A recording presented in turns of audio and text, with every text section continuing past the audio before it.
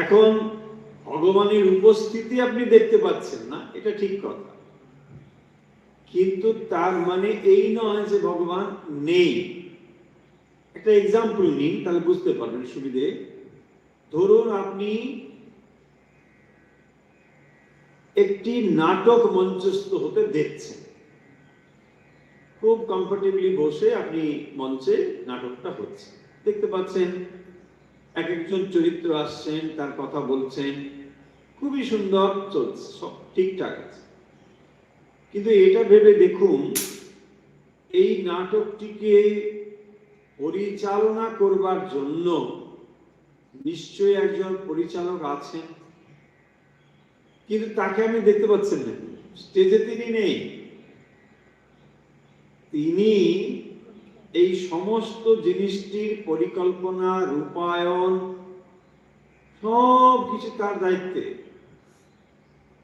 অথচ তিনি যদি একটু এদিক ওদিক কিছু করেন, তাহলে আপনি এখানে কিন্তু এগুলো দেখতে পারবেন না। অথচ তাকে আপনি দেখতে পাচ্ছেন না। এখানে কি হয়, আমরা সিদ্ধান্ত করে ফেলি তাহলে ভগবান যদি থাকেন তিনি কোথায়, তাই না? কিন্তু আসলে তিনি যে সমস্ত কিছুর আশ্রয়ভূত হয়ে আছেন, এই তত্ত্বটি আমরা ধারণা করতে পারি না। কারণ আমরা ধরে নিই যে কেন এটা কি নাটক তো হচ্ছে, কি সুন্দর নাটক করে যাচ্ছে, লোকগুলো বলে যাচ্ছে, কিন্তু কত কিছু আছে ভাবুন।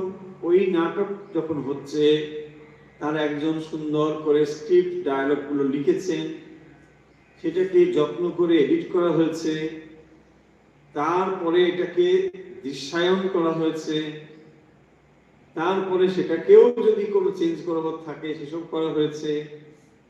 কত কিছু করবার পরে তারপর একটা সুন্দর আপনি প্রযোজনা দেখতে পাচ্ছেন।